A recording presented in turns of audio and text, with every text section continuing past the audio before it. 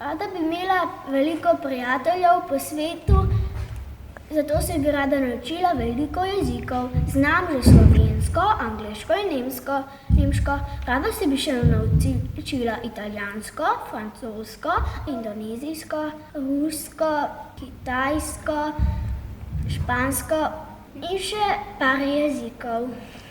Jaz bi v šoli rad, da bi imeli več dela v skupinah in da bi izdelke iz lesa in vse delali v skupinah. Ne bi rad, da se preveč učimo na pamet. Rad bi, da je učenje na bolj zabaven način. Pozdravljeni. Kdo od vas tukaj v dvorani ima otroke? Očitno večina. Si tudi vi želite, da bi vaši otroci obiskovali tako šolo? Zato smo v naši skupini razmišljali o veščinah 21. stoletja, ki smo jih umestili v 4 področja, ki so ključna za uspeh posameznika tako na zasebnem kot tudi kariernem področju. In sicer je potrebno spremeniti način razmišljanja, otrokom moramo dati več možnosti, da so bolj ustvarjalni, kreativni, da rešujejo probleme, spremeniti moramo način dela, bistveno bolj morajo biti aktivno vključeni, več mora biti timskega dela, da se naučijo ustreznega sodelovanja in komuniciranja, pri tem spoznavajo nova orodja za delo in ker so nenehno v interakciji z drugačnimi od sebe, razvijajo svoj vrednostni sistem in se naučijo o spoštovanju človekovih pravic. Kako pa lahko vsa ta 4 področja povežemo?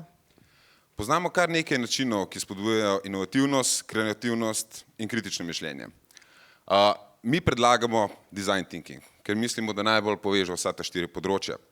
Design thinking nas osvobaja vnaprejšnjih predsodkov in mnenj. Gre za dizajnerski način mišljenja, ki izhaja iz Stanfordske univerze, ponuja pa nam metode, preko katerih pridemo do boljšega vpogleda v sam problem in potem izpeljemo tudi končno rešitev. Pa boste rekli, to uporabljajo samo podjetja. Ni res. Gre za metodo, ki jo lahko uspešno uporabljamo tudi v izobraževalnem procesu, na kar kaže veliko število šol po celem svetu, ki to že uporabljajo. Imamo pa tudi primere v Sloveniji. Drži. Med našim delom smo obiskali eno izmed takih šol, tukaj v Ljubljani. Oni so za svojim inovativnim pristopom v samo izobraževanje že naredili velik premik. To pa se odraža v uspešnosti njihovih dijakov na državnem nivoju.